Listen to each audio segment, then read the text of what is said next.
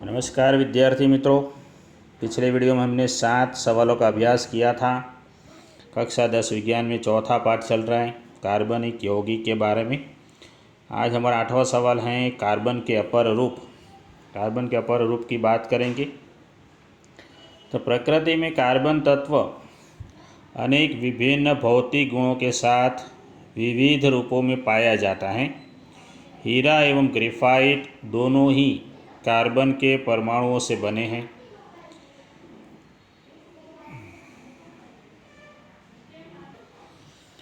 और कार्बन के परमाणुओं के परस्पर आबंधन के तरीकों के आधार पर ही इनमें अंतर होता है। जैसे कि हीरे में कार्बन का प्रत्येक परमाणु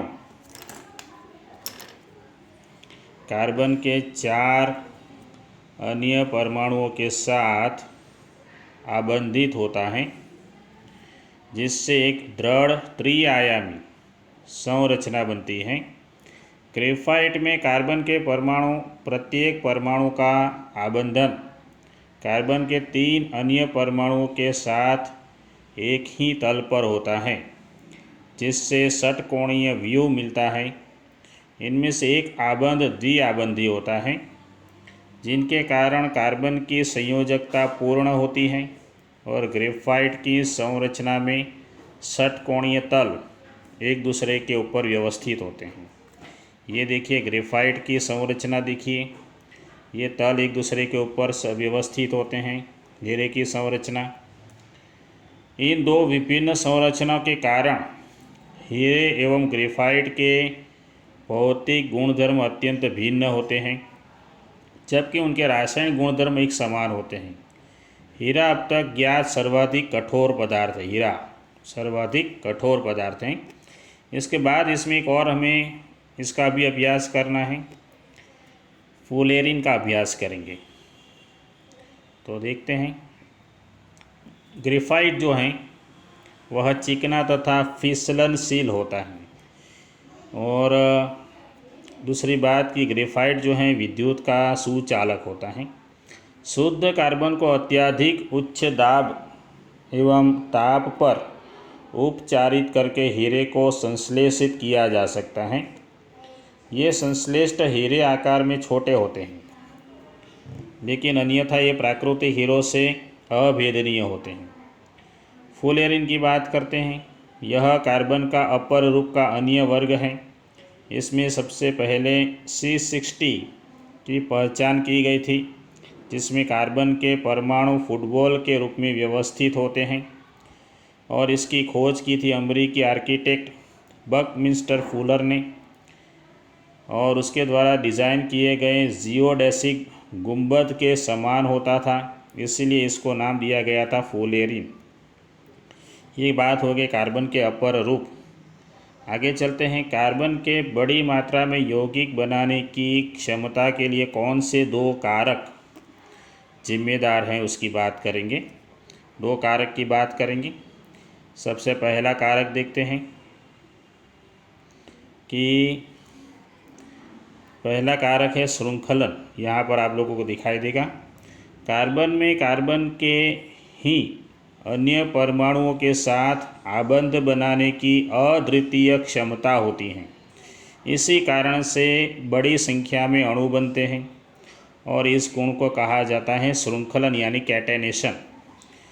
इन यौगिकों में कार्बन की लंबी श्रृंखला, कार्बन की विभिन्न शाखाओं वाली श्रृंखला अथवा वलय में व्यवस्थित कार्बन भी पाए जाते हैं। लंबी श्रृंखला, विभिन्न शाखाओं वाली श्रृंखला और वलय आकार की भी श्रृंखला पाई जाती है। साथ में कार्बन के परमाणु एक, द्वि अथवा त्रि आबंध से जुड़े हो सकते हैं।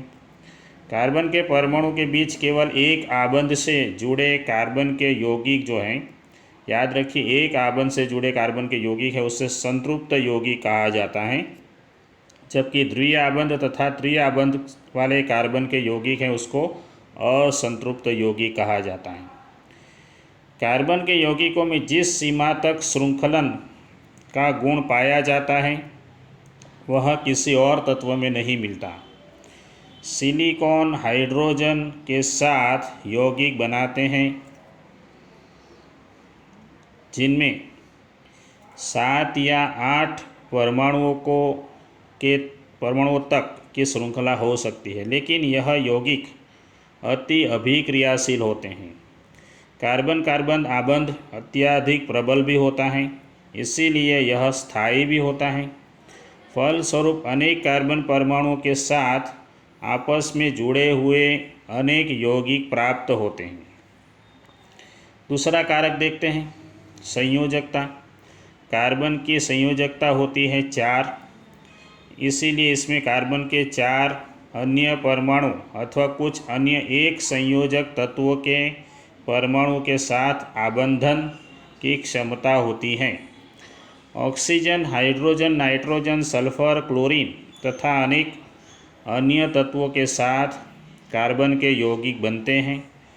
फलस्वरूप ऐसे विशेष गुण वाले यौगिक बनते हैं जो अणु में कार्बन के अतिरिक्त उपस्थित तत्व पर निर्भर करते हैं। अधिकतर अन्य तत्वों के साथ कार्बन द्वारा बनाए गए आबंध अत्यंत प्रबल होते हैं, जिनके फलस्वरूप के ये यौगिक अतिशय रूप में स्थायी होते हैं। कार्बन द्वारा प्रबल आबंधों के निर्माण का एक कारण इसका छोटा आकार भी है। इसी कारण इलेक्ट्रॉन के सहभागी युग्मों को नाभिक मजबूती से पकड़े रहता है और बड़े परमाणु वाले तत्वों से बने आबंध तुलना में अत्यंत दुर्बल होते हैं। तो ये बात हो गई कारकों की। आगे चलते हैं, हमारा सवाल हो गया था 9वां। 10वां सवाल देखते हैं, वोहलर ने कौन सी मान्यता का खंडन किया, उदाहरण दीजिए। वोहलर की मान्यता की बात करते हैं।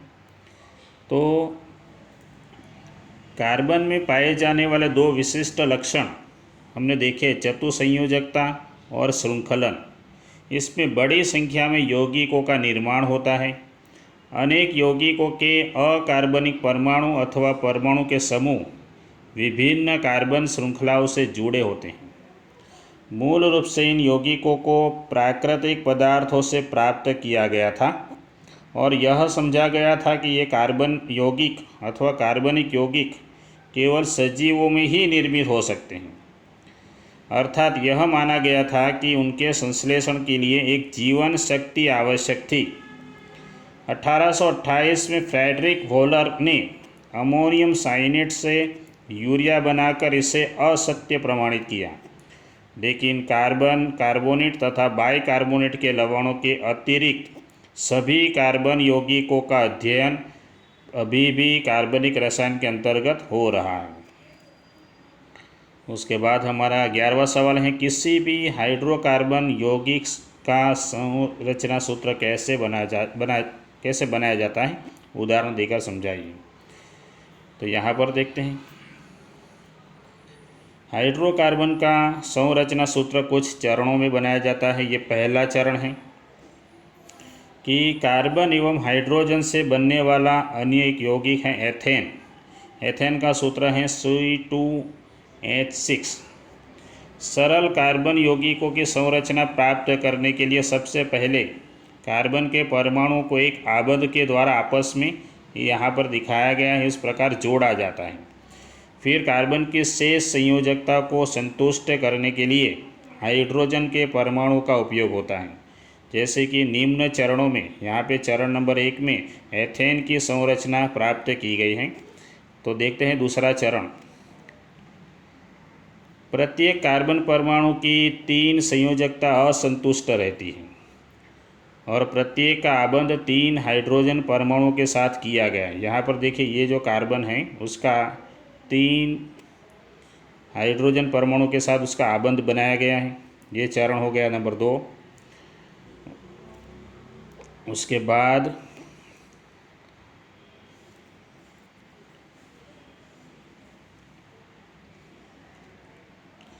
इसी प्रकार प्रोपेन की बात करते हैं। इसका आणविक सूत्र C3H8 है। और सभी परमाणुओं की संयोजकता उनके बीच बने एक आबंध से संतुष्ट होती हैं। ऐसे यौगिकों को संतृप्त यौगिक कहा जाता है। तो कार्बन और हाइड्रोजन का अनिययिक यौगिक का सूत्र है C2H4, जिसे एथीन कहा जाता है। एथीन का हम बनाएंगे। यहाँ पे ये एथीन के 2 कार्बन लिए, ये पहला चरण हो गया। फिर दोनों कार्बनों को एक एक हाइड्रोजन दे दिया गया। तो बाकी जो बचा चरण नंबर 2 के बाद, यहाँ पे कार्बन और कार्बन के बीच एक आबंध है, 2 आबंध बनाएंगे। यहाँ पर देखिए, यहाँ पे 2 आबंध बनाए गए हैं।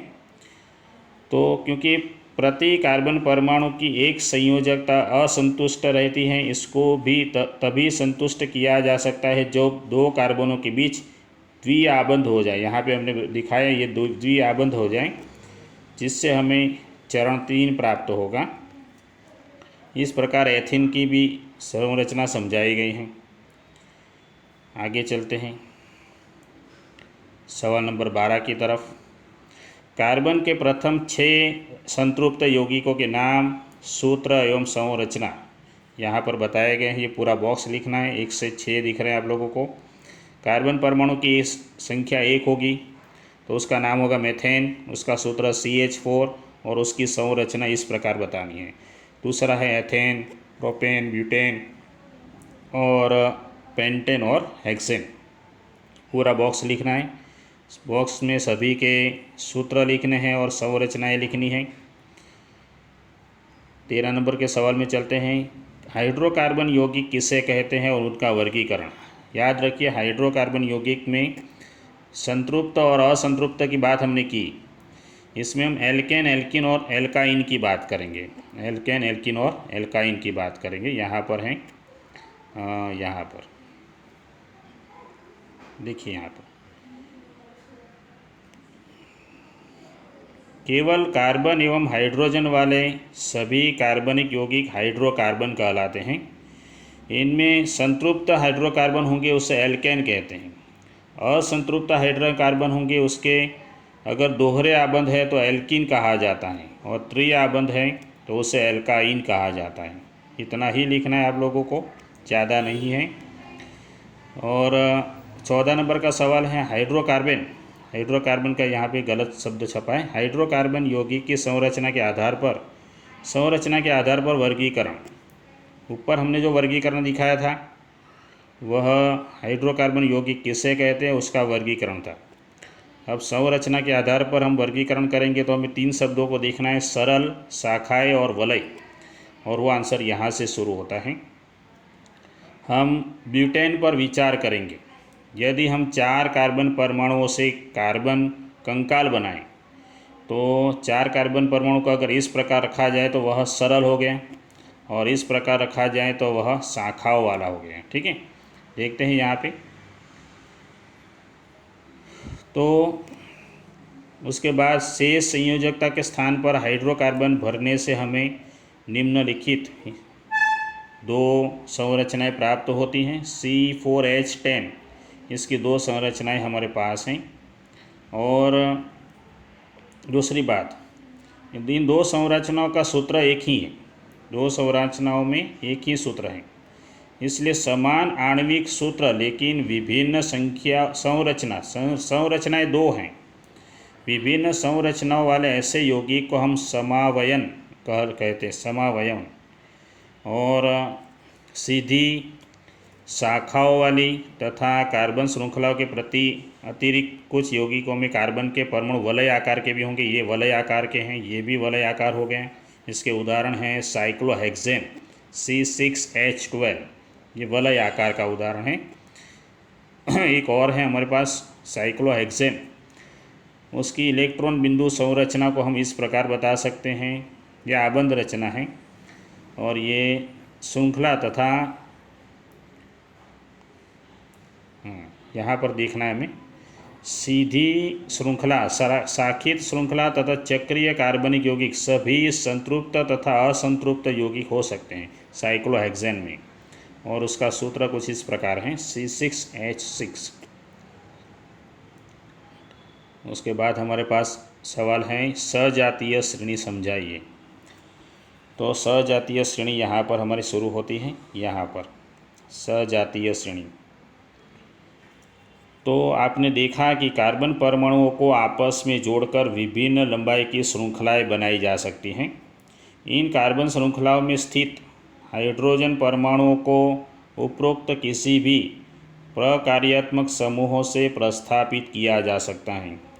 अल्कोहल जैसे प्रकार्यात्मक समूह की परिस्थिति कार्बन यौगिक के गुणधर्मों को प्रभावित करती है, चाहे कार्बन श्रृंखला की लंबाई कुछ भी हो, जैसे कि CH3OH, C2H5OH, C3H7OH वगैरह वगैरह। इन सभी के रासायनिक गुणधर्मों में अत्यधिक समानता होती है। इसीलिए ऐसे यौगिकों की ऐसी श्रृंखला में जिनमें कार्बन श्रृंखला में स्थित हाइड्रोजन को एक ही प्रकार का प्रकार्यात्मक समूह प्रस्थापित करता है, इससे हम सजातीय श्रेणी कहते हैं। तो ये हो गया समजातीय श्रेणी की बात। इसे और अच्छे से देखते हैं। इन दोनों के बीच एक कार्बन और 2 हाइड्रोजन की इकाई का अंतर है। इन दोनों के बीच भी एक कार्बन और 2 हाइड्रोजन की इकाई का अंतर है।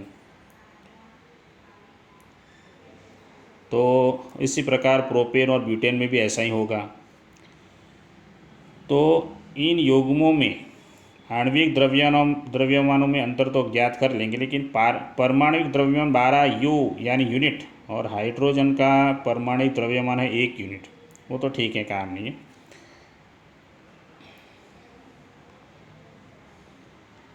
इसमें कुछ नहीं खास आगे। हाँ, यहाँ पर हमारे पास काम की चीज़ है, अच्छे से देखिए।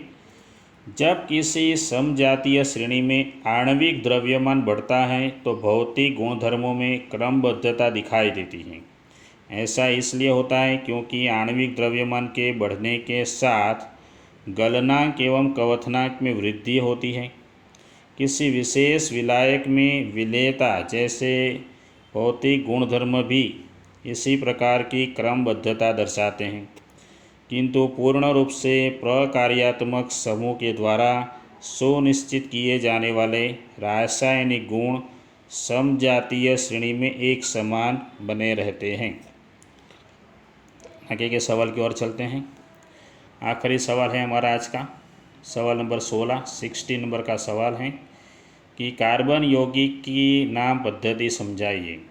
कार्बन यौगिकों की नाम पद्धति। किसी समजातीय श्रेणी में यौगिकों के नामों का आधार बेसिक कार्बन की उन मूल श्रृंखलाओं पर आधारित होता है जिनको प्रकार्यात्मक समूह की प्रकृति के अनुसार पूर्वलग्न, उपसर्ग या अनुलग्न प्रत्यय के द्वारा संशोधित किया गया हो।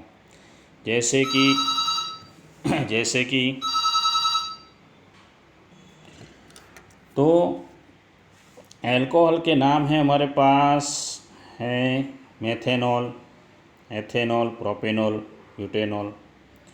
तो निम्न विधि के द्वारा किसी कार्बन यौगिक का नामकरण किया जा सकता है। पहला नियम है, यौगिक में कार्बन परमाणुओं की संख्या ज्ञात करनी पड़ेगी। अगर 3 कार्बन परमाणु हैं तो उसका नाम प्रोपेन होगा, और इसको प्रकार्यात्मक समूह की उपस्थिति में इसको हमें पूर्वलग्न अथवा अनुलग्न के साथ यौगिक के नाम में दर्शाया जाएगा। जैसे कि पीछे देखते हैं, सारणी में बताया गया है यहाँ पर इस प्रकार। ये देखिए अल्कोहल, इसका अनुलग्न है ऑल, तो यहाँ पर ऑल, प्रोपेनॉल ऐसा बोला जाएगा। एल्डिहाइड, इसका अनुलग्न है आल, प्रोपेनॉल ऐसे बोला जाएगा। ये अनुलग्न हो गए। तो यदि प्रकार्यात्मक समूह का नाम पूर्वलग्न के आधार पर दिया जाना हो तो कार्बन श्रृंखला के नाम से अंत का ई हटाकर उसमें समुचित अनुलग्न लगाकर संशोधित करते हैं। जैसे कीटोन समूह होगा तो उसके ऊपर से ई निकाल के, प्रोपेन में से ई निकाल के प्रोपेनोन किया जाएगा।